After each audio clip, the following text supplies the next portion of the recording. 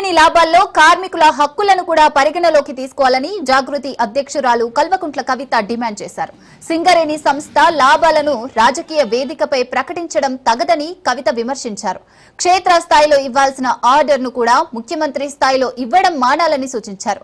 Bonus ప్రకటనలో కాంగ్రెస్ ప్రభుత్వం సింగరేణి కార్మికులను నిరాశపరిచిందని కవిత పేర్కొన్నారు.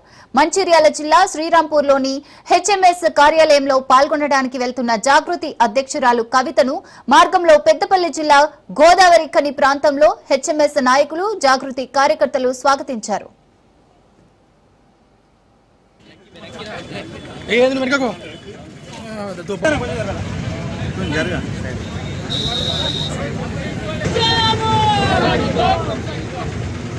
కూడా సింగరేణి కార్మికులు బాగుండాలని కోరుకునేటటువంటి వాళ్ళం.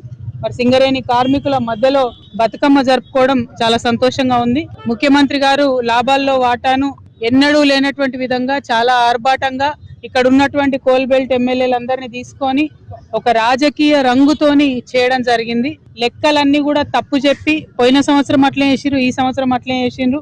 కార్మికుల నోట్లో మట్టి కొట్టేటటువంటి ప్రయత్నం ముఖ్యమంత్రి గారు చేస్తా ఉన్నారు.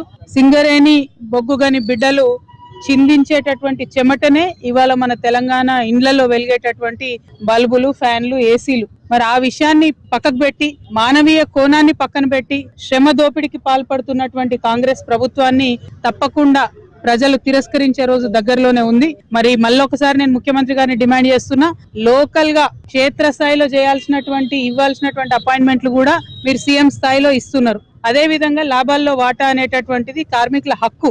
మీరేదో భిక్షం వేస్తలేరు మాకు. దానికి కూడా రాజకీయ రంగు పులిమి సింగరేణి కోల్బెల్ట్ ఏరియాలో ఎవరు కూడా దాన్ని పాజిటివ్ గా స్వీకరిస్తలేరు. ఈ సందర్భంగా నేను ముఖ్యమంత్రి గారిని కోరేది ఒకటే, మీరు బొగ్గుగని కార్మికుల కష్టాలను తెలుసుకోండి, వారికి సంబంధించిన అంశాలన్నింటిలో పాజిటివ్ గా స్పందించండి.